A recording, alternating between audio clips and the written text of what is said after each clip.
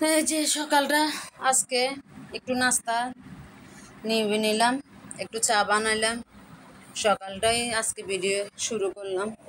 তো একটু বাজারেও গেলাম, বাজারে গিয়ে একটু এই যে বাঁধাকপি আনলাম, একটু মাছ নিয়ে আসলাম, হালকা পাতলা নিয়ে আসলাম আর কি, একটু টমেটোও নিয়ে আসলাম। তো এই যে আজকে মিশালি মাছ আনছি, এটা দিয়ে শাক দিয়ে রান্না করব। তো আসসালামু আলাইকুম, আমার আপু ভাইয়েরা কেমন আছে?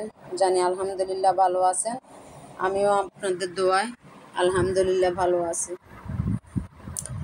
তো কীভাবে কী দিয়ে শুরু করব কিছু বুঝতে পারতেছি না। একটা গল্প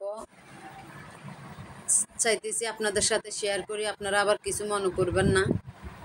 একটা অসহায় মেয়ের গল্প, যে মেয়েটার মাও নাই বাবাও নাই। মেয়েটার বাবা গাড়ি অ্যাক্সিডেন্টে মারা গেছে, মা থেকেও নাই, অন্য জায়গায় বিয়ে বসে চলে গেছে। নানুটা ভিক্ষা করে মেয়েটাকে বড় করছে। এখন মেয়েটার বিয়ে, ছেলে পক্ষ চাইতেছে মেয়েটাকে কানে গলার জিনিস দেওয়ার জন্য। এখন নানুটা বলে, আমি একজন ভিক্ষুক, ভিক্ষা করে আমি কিভাবে কানে গলার জিনিস দিব, এটা তো আকাশ ছোঁয়ার মতন। এখন ছেলেটার বাবা মা বলতেছে, মেয়েটার মাও নাই বাবাও নাই, আমার ছেলে যত্ন পাবে না, কোনো আপ্যায়ন পাবে না, অতএব কানে গলার জিনিস আমাকে দিতেই হবে।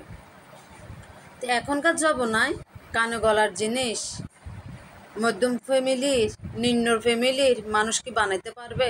আপু ভাইয়ারা বলেন, যে জিনিসের যে দাম হয়েছে, জিনিসগুলোর যদি সীমিত আকারে দাম হতো আমাদের সবার জন্য ভালো হতো। দেশে গ্রামের মানুষের অনেক কষ্ট হচ্ছে, মেয়েদের বিশেষ করে মেয়েদেরকে বিয়ে দিতে অনেক কষ্ট হচ্ছে। কেন? জিনিসের অনেক দাম। এত দাম দিয়ে কয়জনের পক্ষে সম্ভব? আপু ভাইয়েরা বলেন তো, স্বর্ণের জিনিস দিয়ে কাউকে এবার বিয়ে দেওয়াটা সম্ভব? আমি তো মনে করি এটা আকাশ ছোঁয়ার মতন হয়ে যাবে। তো এই জন্য যদি আমাদের তো নতুন সরকার, নতুন সব কিছু, নতুন বাংলাদেশ, নতুন স্বাধীন দেশ, এই স্বাধীন দেশে যদি আবার নতুন করে আমাদের সব কিছু যদি আমাদের নিজেদের মতন করে চাহিদার মতন যদি হইতো, কত যে খুশি হইতাম। এটা আমার থেকে আর কেউ ভালো জানে না। স্বর্ণগুলোর দাম যদি কমতো, সবচেয়ে মধ্যম ফ্যামিলিরা বেশি খুশি হইতো, কেননা ওদের সামর্থ্য না 1,20,000 টাকা দিয়ে স্বর্ণ বানাবার। তো এটাই ছিল আমার গল্প।